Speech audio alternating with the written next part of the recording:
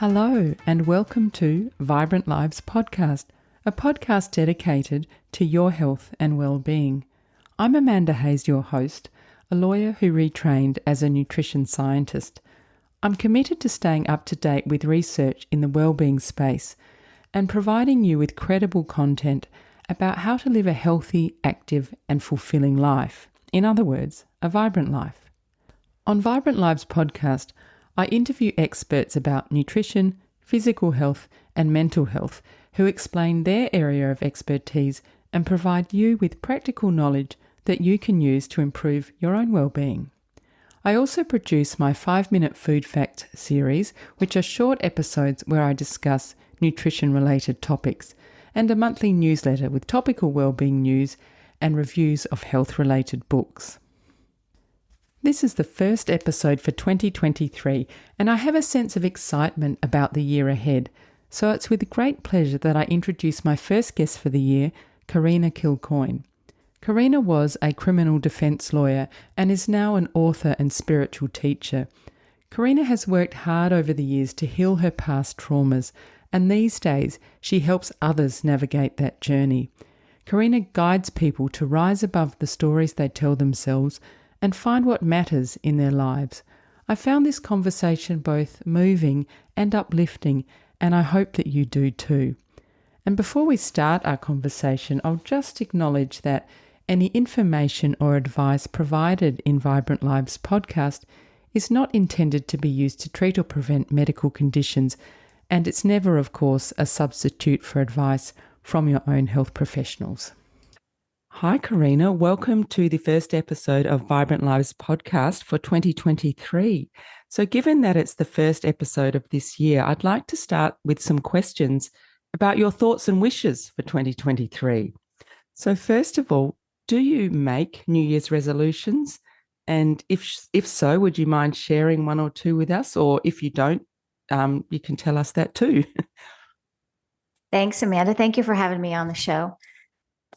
So, no, I do not believe in New Year's resolutions. I have done that many times in the past and have felt as though they left me lacking something or feeling as though I left something behind, or maybe I failed at something. So I have developed over the last few years an approach that feels more like growth to me. And so I'm always about, of course, personal growth and expansion of our knowledge and such. But I try to make that in a way that feels authentic and attainable to me.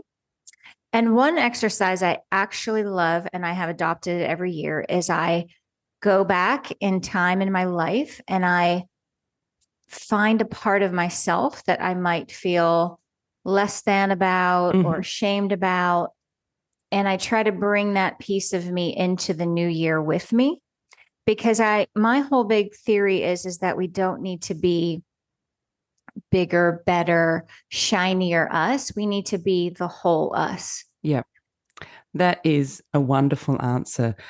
When I was writing that question, I did suspect that you might say something along those lines, in that you didn't make New Year's resolutions, because I think, like you, for me, they sort of add up to a bit of a feeling of failure. So, right. And is there something that you're particularly looking forward to this year? I am looking forward to, for myself, my own sense of growth and expansion. I'm getting my first book published in January 2024. Yeah. So I have a lot to learn in the next year and what all of that will entail, and the marketing of it and the promoting of it, and really getting out the message. So for me personally, it is going to be a tremendous year of learning and doing things in my business I haven't done before. Well, that's great. And we will talk about your book further on during the podcast.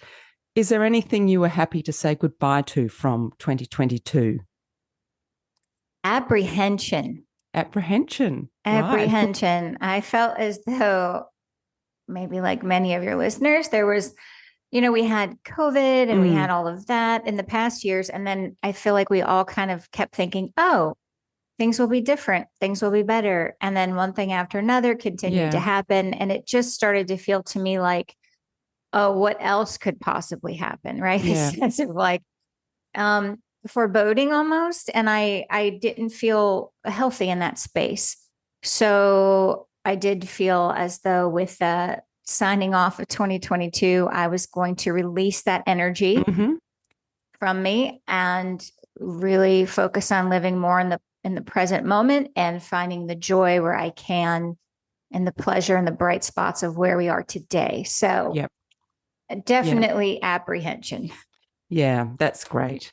And your wish for the world for this year? I have two wishes for the world, and they go hand in hand. But the first one is that we all practice more compassion and empathy, not only to others, but for ourselves. Yeah. Because I think there's a lot that we carry around that we don't forgive ourselves for, we don't process. And I think if we showed ourselves some compassion and empathy, we could be happier and lighter, and the world could therefore benefit from that. Yeah.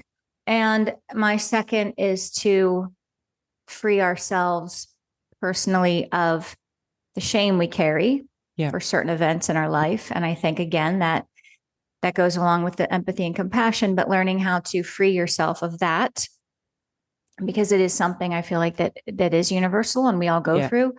So learning how to process that shame and let it go is, I feel, not only extremely beneficial personally, individually, but also creates a different environment for all of us in the world. Yeah, and we will certainly dive into that during this podcast episode. So thank you for those thoughtful answers. And let's talk a bit, Karena, about your background. So you've had a very interesting life story, and you've used your experiences, both traumatic and positive, to inform what you do today. And I only want you, obviously, to share what you feel comfortable with. But let's go back a little bit and discuss how your experiences led you towards the work that you do today as an author and a spiritual teacher. So when you were 12, Karena, your father went to prison. And I imagine that must have been hugely confusing time for you as a young girl. At the time, did you understand what was going on? Did anyone explain what was happening to you? I had an understanding, I would say, definitely. Prior to my father going to prison, we lived a portion of our life with being surveilled. So we had in the United States, we have the FBI, and they would have different federal officers sitting outside of our house watching my father. And what he ultimately, my father went to prison for, was fraud. And so his was definitely a white collar financial crime. So they were, I understood with this kind of activity going on outside our house that something was awry. Yeah. And asking my father what was happening, he actually, looking back on it now, it strikes me as kind of strange, but he actually sat me down at the kitchen table with a notepad and a pencil and sketched out his business plan and what he had been doing, and showing me why, in his opinion, it was not illegal what he was doing. So I had an understanding that they thought what he was doing was illegal. I did not have a full understanding of what that would mean for us if he went to prison, but I had an understanding of why they were there and what they were alluding to and what they were accusing him of. I can't imagine what that must have been like, having FBI agents outside your house. It just is so, must have been so strange and invasive. But as a 12-year-old, you've got no power over those things. So you just sort of, I guess, accept it in a way. I don't know. It must be very difficult. So you say that your childhood was characterized by feelings of abandonment. Clearly, your father being taken away from you contributed to that. But from a practical point of view, how did that play out for you? It played out for me because my father physically left our home, but my mother emotionally and mentally left. So my mother, up until that point, had been very unstable, a lot of mood swings, violent, temperamental. She and my father had a very emotionally, verbally, and physically abusive relationship with one another. So when he left the home physically, she really couldn't withstand what that meant for her and what position of responsibility that put her in. So she would spend days, weeks at a time in bed, unable to function, unable to get out of bed, to help, to cook, to clean, any of that. So I had three siblings, two right when my father went to prison, and then later on another younger brother. And in those years that my father was gone, I really took over the caretaker role. Right. And that's probably putting it mildly. I would say that I actually switched roles with my mother, and there was parentification going on for sure. Yeah. And that had been going on somewhat before the age of 12, but really at the age of 12, it really took over, where I was, looking for change and loose money and anything I could find to support the family and buy groceries. My father had left us a significant amount of money, but my mom did not handle that well. So before long, we were left impoverished. Oh, and so sad. I know it was, and looking back on it, it was so much to handle. And in my healing process, I really had to kind of relive that, because looking back on it, it almost seemed surreal, right? To be that young and in that position. But I mean, I would ask strangers for money, and we would go without electricity or hot water at times. So oh my goodness, there was a definite sense of, when my father was there, at least a sense of security, and that maybe it was financial and things were taken care of, and there was food and there were lights and hot water.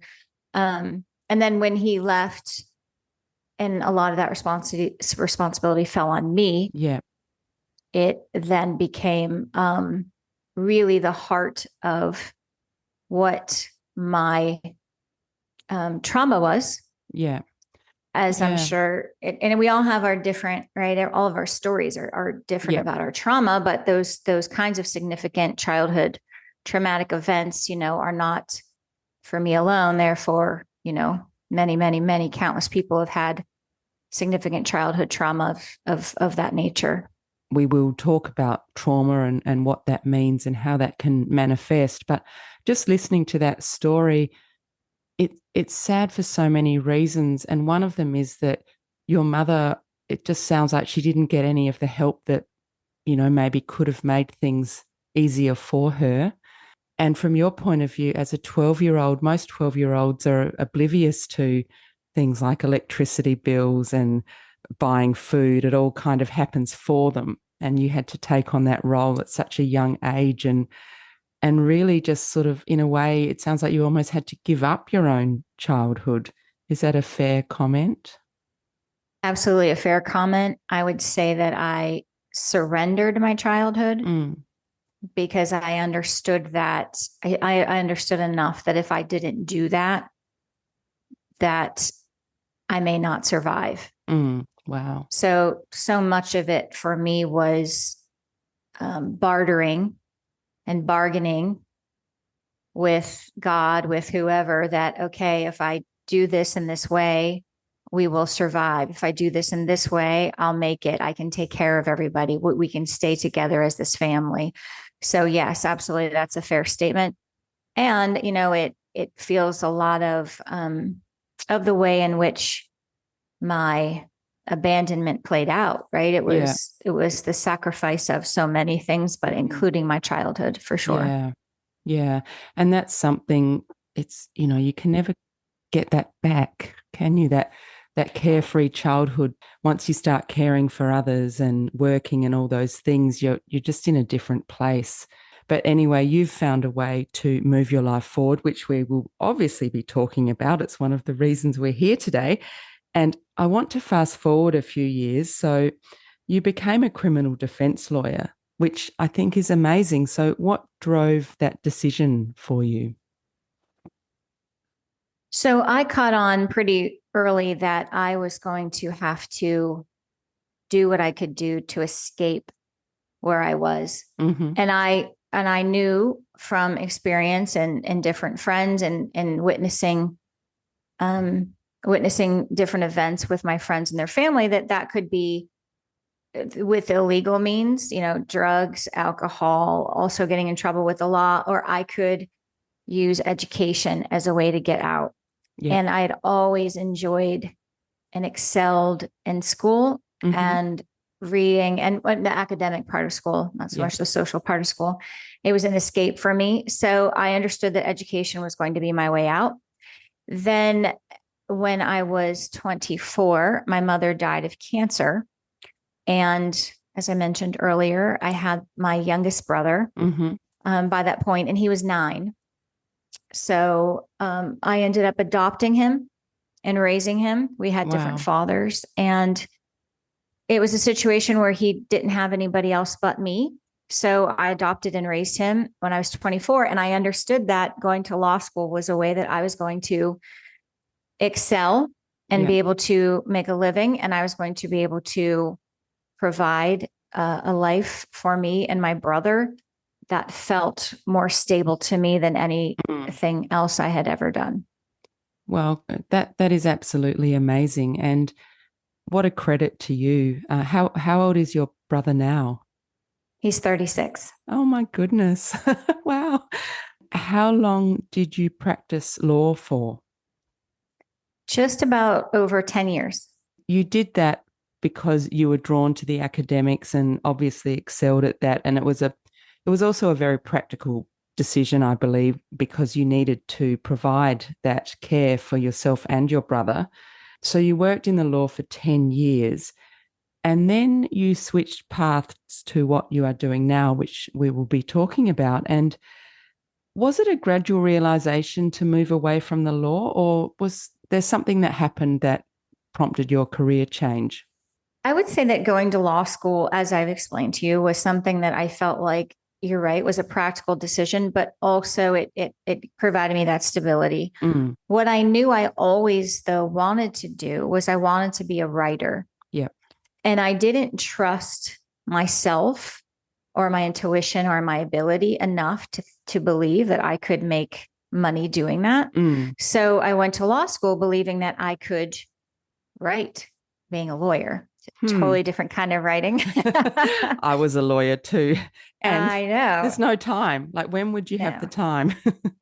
Right. And the writing that you do get to do is nowhere near, the creative aspect of what I was looking to do.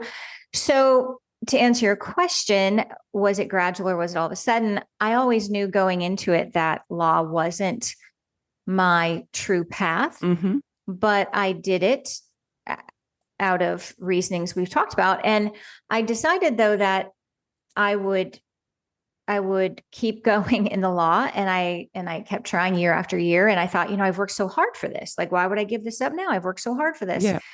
But I got to this point, which, and you may feel like this too, because I know you've changed careers. And so I'm sure many of your listeners have as well.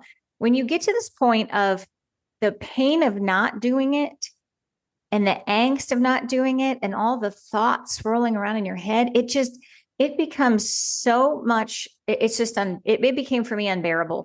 It was like, okay, it would be less pain to just find the courage to reroute and do what I want to do and give it a shot, because it just hit me that I did not want to spend my life continually doing something that did not feel on purpose and did not bring me joy day to day. Yeah, it's a very tricky one, I think, in a career like the law, which is it's a steady, respected career, and you live your life sort of according to that income you earn and whatever. To step away from that is quite difficult from a practical point of view. For me, when I found out I needed some quite major surgery, my reaction was, oh, thank goodness I can step away from the law for a while, instead of thinking, oh dear, I need this operation. So it was, that was a real wake up moment for me. But mind you, I didn't leave immediately. It still took me years to actually do that. You've mentioned that you had always dreamed of becoming a writer, and it was difficult to trust your intuition to do that because we all know it's a precarious living being a writer. It's hard work and it can be a bit of a gamble.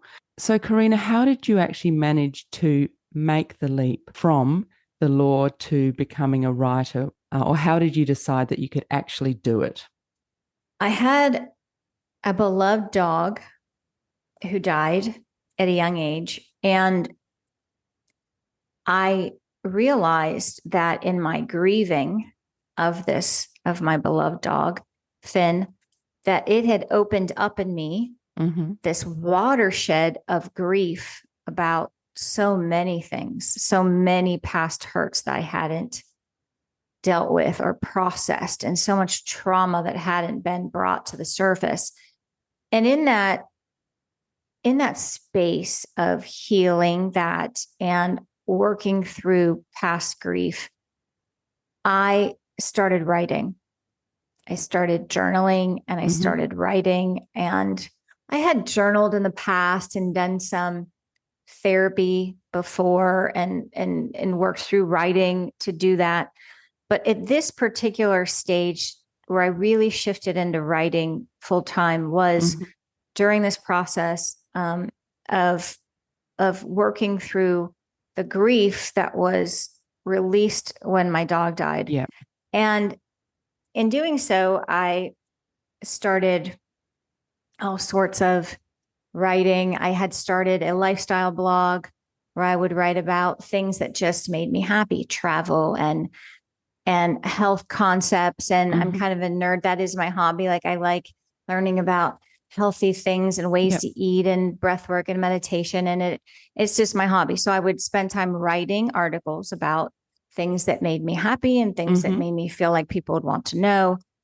And so I did that little by little until I got up the courage to actually sit down and write a book. I felt like with enough time and enough focus and enough perspective, I really started to sense what I wanted to write about. And that for me was the biggest light bulb moment, because up until that point, I said, oh, I want to be a writer. I've always wanted to be a writer.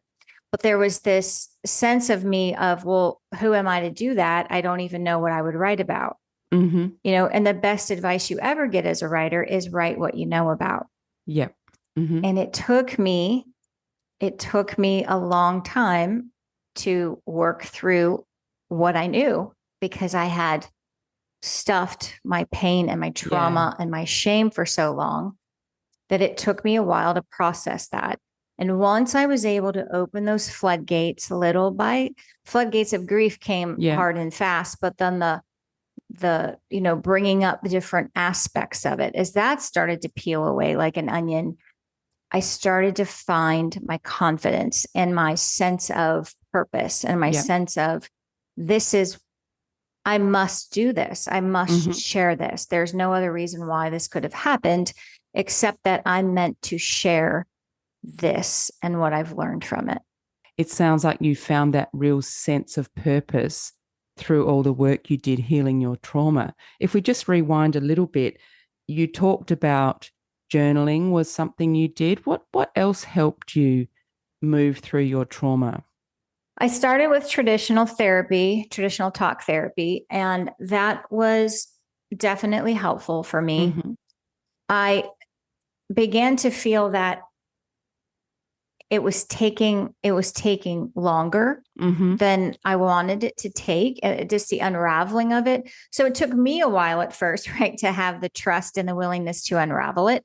Yes. And then I felt as though when I finally got into that mode, you're meeting an hour, you're meeting 2 hours once a week, twice a month. It just felt like it wasn't moving at a pace that I wanted it to move at. So I definitely continued on with that, but I also added in a lot of other things that may be considered, less traditional. So I did a lot of breath work, and I practiced holotropic breathing. Mm-hmm. And in a lot of those sessions that I had, I unearthed a lot of pain and memories that I Yeah. had suppressed. So I'm a big believer in breath work and the power that it is of how your emotions and your memories are energy, and that can get trapped in there and cause all Yeah. kinds of angst and dysregulation in your system. So I definitely did that, and a lot of meditation, Yeah. journaling.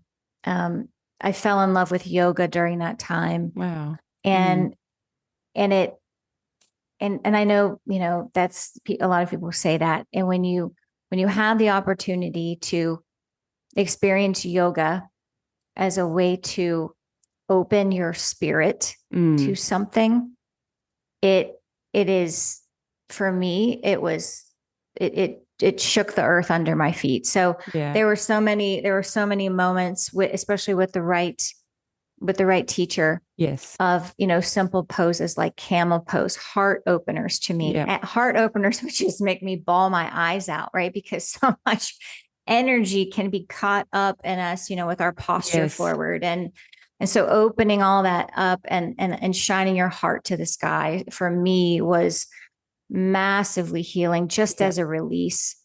So Yeah. I did a lot of different modalities for healing, for sure, in addition to traditional therapy. I really like the way you combined all those different methods. And I hear what you're saying about yoga. I think a lot of people probably think yoga is a physical type of exercise, which of course it is, but it's about so much more than that, I think. It absolutely is. And it's so fascinating to think about too, when yoga started like thousands of years ago, it wasn't even about, camel pose or tree pose, right? It was about breathing, and it was about, Yes. so it's just fascinating to me, that evolution of that, but also just taking you back to the origin of our breath, and how in control or out of control, or in tune or out of tune, we can be with our own body and our own spirit, our own mind, based on how we're breathing. Yes. And you Yeah, also talk about breath work, and I think you can certainly correct me if I'm wrong here, but I think that it's also known, or used to be known, as rebirthing. It's not just about how you physically breathe. It's like, as you say, kind of releasing all the pent up emotions. Is that correct? absolutely. That's how I experienced it, Mm. and what I've learned about it with different teachers and guides that I've been with. And it can be quite enlightening in ways that you don't even expect. And Mm. and just in one instance, I did a holotropic breathing session, and this is always something you should do with a guide, Yeah. just to make sure that it's done in the proper way. But I had memories, and shared with her a story that wasn't in my lifetime, but the way in which it happened and the power of the grief that I felt was as if had happened to me before. It wasn't anything I'd ever Wow. had in my Mm-hmm. stack of memories. And so what comes from that experience to me has been so multi-layered and multifaceted, of how deep your healing can become, and how in tune you can become to yourself, and why you're really here. Yeah. They're big realizations, aren't they? Why we're here. Absolutely. So you did a lot of journaling. You started writing a blog, and are you in the process of writing the book, or have you finished it? Where are you at with your book? I've turned in the manuscript, Mm-hmm. and now I will be working on edits Mm-hmm. for the next couple of months with the publishing company. And then it will be published in January of 2024. Well, that's exciting. Obviously, you can't give too much away, but can you tell us, is it a fiction, non-fiction? What can you tell us? It is a self-help Mm-hmm. nonfiction book entitled Rise Above the Story: Oh, How to excellent. Free Yourself from Past Trauma and Create the Life You Want. And really, what the big theme is of the book is that your past doesn't define you, you do. And so in the book, I share a lot of my stories of what happened to me and raw vulnerability. I share them. And then I also share the formula of how to rise above your stories and what worked for me and rising above and healing. And I share all of that in the book and through stories of my own and a 3-part formula, which I go through in depth in the book. That sounds amazing. And where will that be available? Will that be on your website or Amazon? It will be available on Amazon, Barnes and Noble, anywhere you find books available for purchase. They're very exciting. I'll certainly be keeping my eye out for that and let everybody know when it's published. You've mentioned a few times people's stories or our stories, which is what we believe about ourselves, and often it comes from our past. So can you tell us a bit about how are our stories formed? How do people form stories about themselves? Where do they come from? So we all, in some form or fashion, experience trauma. And trauma is an emotional response to a significant negative event in our lives.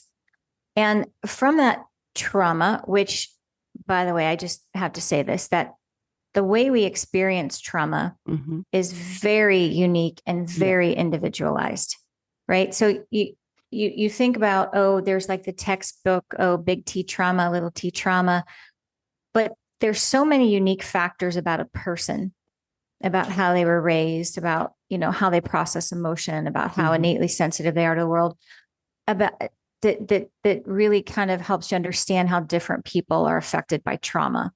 So I just want to put that out there because I think it's easy to kind of get caught up in the black and white of trauma, but I feel like trauma is a really gray, unique area for each person and the pain that you experience because of the trauma. So the stories come as a result of the trauma and the pain. So, and I teach this, and this is really what helped me really process and understand my healing, was that when you understand and identify the trauma and the pain of your trauma, those are the facts of what happened, what you experienced. And the story is what you've written about yourself because of the trauma. Sure. Right. So if I could just use myself as an example, I wrote a story about myself that I was abandoned and unworthy of love because I had been abandoned, right? That was the story that I carried around. And really, what I needed to understand was I had to reframe it in my mind because it's really your brain that creates that story. And in a way, it does it to keep you safe. It's the emotional part of your brain that writes that extrapolated, limiting story about the pain that you endured.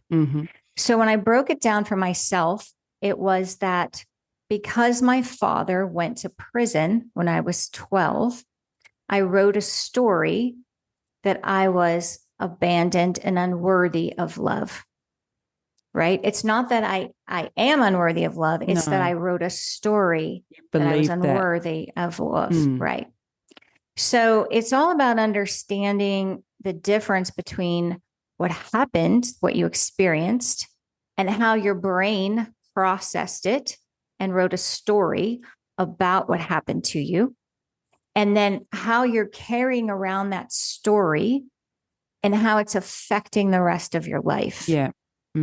It's so interesting to hear that, but also it makes me think, I'm sure not everyone has the opportunity to examine their stories in that way, in that it might never come up for them to kind of reevaluate their life and try and break down the stories they're telling themselves.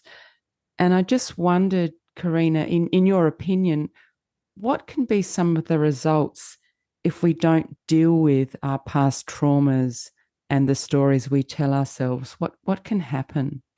The obvious things that can happen are what we see more in mainstream, right? We see PTSD, people talking about PTSD, which is significant and debilitating and, needs proper treatment for sure.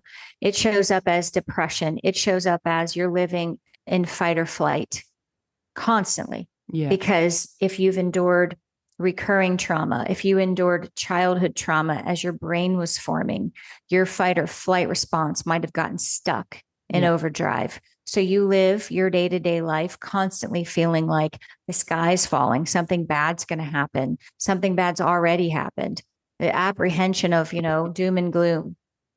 But the way I think it shows up for a significant number of us is so pervasive and so powerful that I think that it's worthy of talking about and kind of dissecting. So the way I see it playing out for me, for people that I talk to in this world, is it shows up in shame.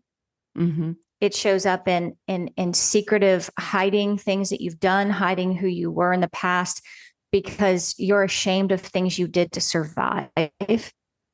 I see that a lot. People walking through the world with a self-loathing because they're carrying around so much shame. How does it show up if you carry around a story that you're unlovable? It shows up when you continually choose the wrong partner, when you continually show up and you've been in how many relationships and there is no intimacy. There is the continual mental or verbal abuse. There is your inability to bond with someone because you feel that you're not worthy of love. How does it show up if you have a story of abandonment?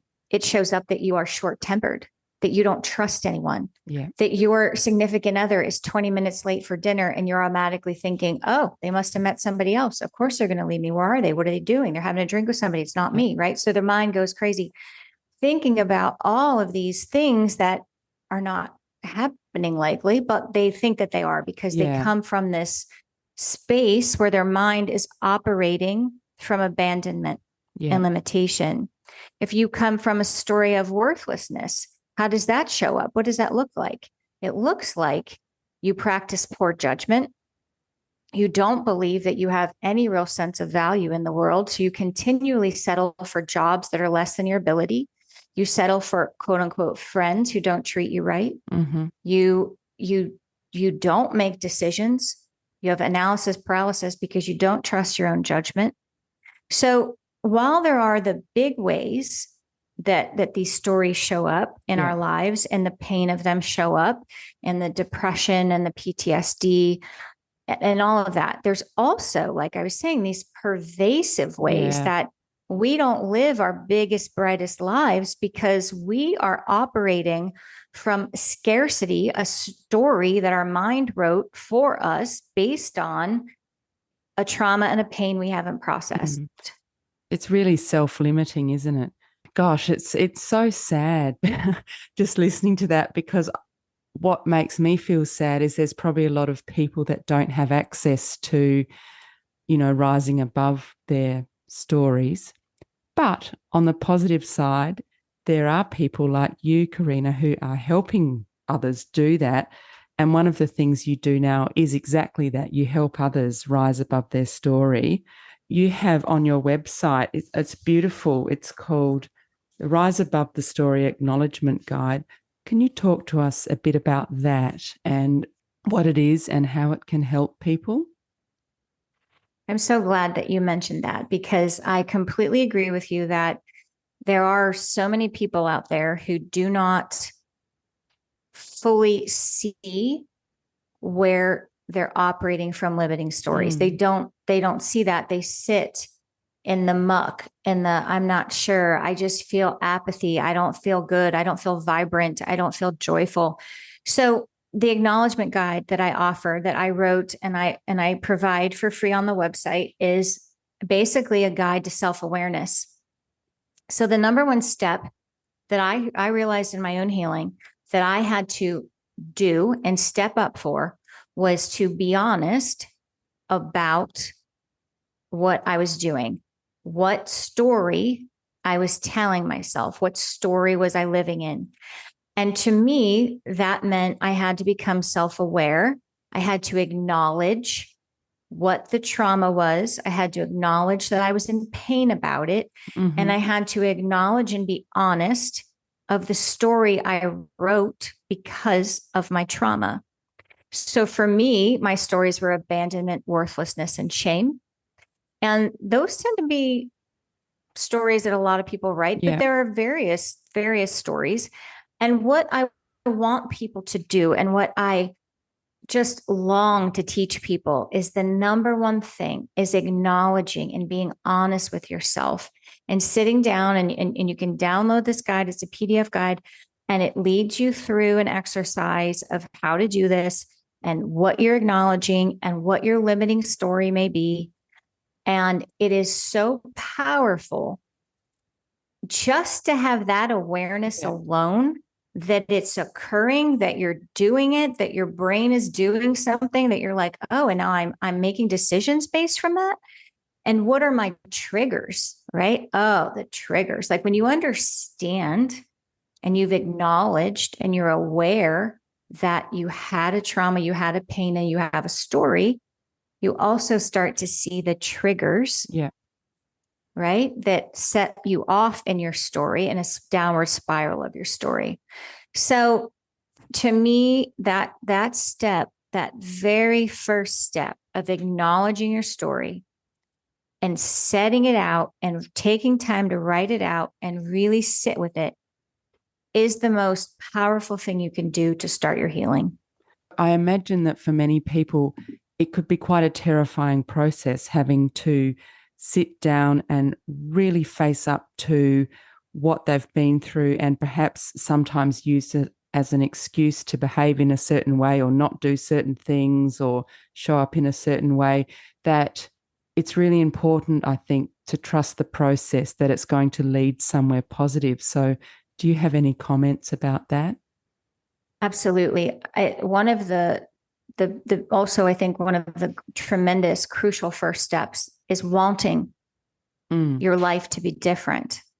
And so when you're ready to acknowledge what happened and acknowledge that you've written a story about it, when you're ready to live differently, to put down all that fear and go forward anyway, when you are not waiting for someone else to fix you, that is when you will do your most significant healing. I spent years, years thinking falsely that somebody else would fix me. Mm-hmm. Oh, this guy, this man, this person, this relationship, they're going to swoop in, they're going to love me, and I'm not going to feel abandoned anymore. I'm not going to feel unlovable anymore. Well, guess what? It doesn't work like that. That's not what happens. So when you are ready to heal yourself and when you are ready to empower yourself with that knowledge and that trust that you have what it takes inside you to do this, Mm-hmm. then the doors of healing really start to open. Sure. And I'm not saying that you're on the journey alone. I'm not saying that. I believe No. in teams and help and great therapists and wonderful friends and family members who support your journey. Absolutely. But if you don't have that desire in yourself to be different and to live a big, vibrant life, then yes, of course, your journey towards healing is going to start and stop, start and stop. And mine did. There's no shame in that. Yeah. Everybody's journey is different. Everybody's path to healing is different. And I also ascribe to the theory that healing is never a one and done. It is never Sure. like point A to point B. Like you're going to go 4 steps up and 2 steps back and slide down the hill and trigger again. But what it is this awareness of what happens in your brain and how you're reacting to people and who you want to be and who you don't want to be. And it becomes part of who you are. That's just Yeah. what it is. That was a beautiful explanation. And I really like the way you explained that it is an internal journey, but that doesn't mean you're doing it alone. because that Right. itself can be a bit terrifying. So you can have help around you, people that prompt you, but at the end of the day, it's really about, I think, changing the way you believe, or the stories you believe about yourself, isn't it? And really self-compassion and self-love, which we hear about so often, but it's one thing to hear about them, and it's another thing to really actually practice and believe that. Karena, can you share with us some of the benefits you've seen, either personally or from people that you've helped? It is one of the things that inspires me the most with the work I do is seeing people free themselves from shame to ultimately understand who they are, is not in spite of, but because of the pain they went through. Mm-hmm. And that in every essence of that, of because of what they went through, they are brilliant and magnificent and strong. And that's, to your point about self-love and that sense of unconditional, bringing that in. If that, for me, that was one of the biggest benefits of rising above my stories, was that sense of unconditional love that I never had, right? Like I never believed I was worthy of love in general, let alone my own. So to unpack that and have that is something to hold on to when the world is crazy and Yeah. things are shaking around you, like to know that you are enough, that you have survived countless Yeah. things, that you are wise and strong. And that's what I love. I love seeing people get to that point where not only do they rise above, but then they're in this space of warm, beautiful self-love that makes Mm. everything else feel not so challenging. Mm. And then if you're in that space, you're able to give more to others. And your story is absolutely testament to that. One question I have is, you mentioned earlier it's a work in progress. It's not, point A to point B. Oh, yes, I've solved everything. I've changed my story.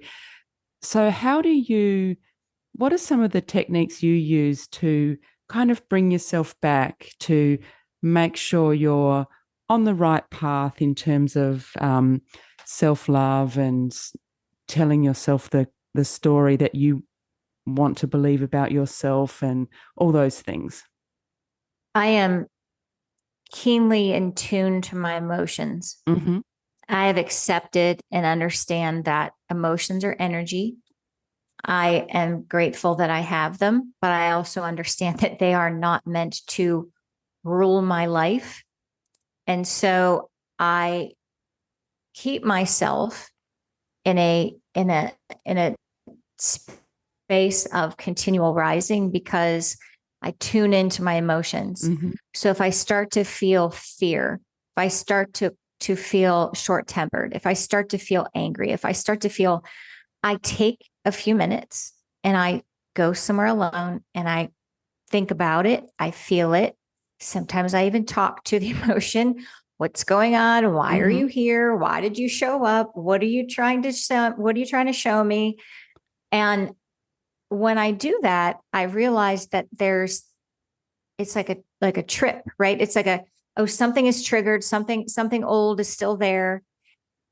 And so it doesn't mean that, healing is a one and done and you're never going to be Yeah. in pain again. That's not true. And that's actually, I've learned to appreciate and respect those moments because you can actually use them as growth, right? Sure. Mm. Continual rising, continual expansion, continual emotional growth and wisdom. So I like to tell people, for me, it works wonders is to just be aware of your emotions Yeah. and how you feel in situations, who's involved, what did they say, go somewhere alone, think about, was that an old childhood memory? Does something come up for you? It's so powerful when you can do that and not only work through the trigger, but the point of being so present in a moment Yes. that you witness the emotion and you can sit with it, that is top level brain processing right there. It's hard to get there. Doesn't happen all the time. No, and that makes me think of some great meditators talk about the space between, an emotion and your reaction. You take a breath and you don't react. If something triggers you, you don't necessarily have to react immediately. You can, as you say, take a breath and center yourself before you react to anything. So it's another form of great self-awareness, I think, to be able to do that. So it's so true. And it's trainable. Like you can Yes. train your mind to do that with enough patience and enough courage to say, oh, I'm going to change the way I operate about this. I mean, right. Yeah. I think a lot of that short-temperedness and that a lot of that fly off the handle is just, a defense mechanism, right? Yes, to pass course. pain. So just to kind of retrain your brain around it and be wiser about your emotions, I think is a huge help. And one of the things you talk about is emotional freedom. That's kind of what we've been talking about, but perhaps you could explain to us what emotional freedom means and why it is important. I use that term because when I did my healing and I got to a certain point, I had never felt that kind of freedom before. Mm-hmm. And what it empowered me to believe is that no matter what situation I was in, I had the power in me to manage my way through it in a way that felt authentic and it felt real and felt on purpose to me. And I also think that emotional freedom is carrying through your life without that angst and without that repressed negative energy brewing in you from a pain you haven't processed, from a trauma you haven't fully worked through, from a story you haven't dissected. And so you carry with you this angst all the time about what happened, who you were in it. And as a result, you have a certain amount of shame. And the shame is truly, I feel like, what puts us in an emotional box where we don't relate to one another and we don't have this connection with people because we're all so bottled up with, oh God, I don't really want them to know the real me. So the sense of having emotional freedom is your own freedom of I'm not carrying around this angst anymore and I processed my pain. And it's also the sense of security where I can go through the world now and no matter what happens, I know I have in me to handle it what I need to. And 3, I'm not going to go through the world anymore full of shame. Every single one of us, everybody, I don't care who you are, rock star, movie star, Olympic athlete, I don't care. Baker down the street. We've all had something that was traumatic to us, some amount of pain, some amount of story we wrote about it, and then something that we put negative on it. And what I'm here to tell everyone is that you are not alone. And when you can learn to free yourself of that shame, you will experience an emotional freedom unlike you have ever experienced before. Yeah. That's so helpful to hear because I think that this might sound a bit silly, but people might even have shame about their shame in that, as you said, everyone has some form of trauma and trauma can be different, or it is different, and the way people react to it is different. So one thing that's occurring to me during our conversation is that it's very important not to judge your trauma, to think, oh, my trauma is not as traumatic as her trauma, like it's everyone experiences it in their own way. And regardless of what it is, it's important to still work through your own personal trauma or shame. And when you hopefully do the work and have some wonderful resources like your Rise Above the Story acknowledgement guide and things like that, and you get to the point of emotional freedom. The other thing that really stood out to me when you were talking about that was it also allows you to face the world in a really open way and to not prejudge things that are happening and to just accept the world as it is, which means you're more open to joy. Absolutely.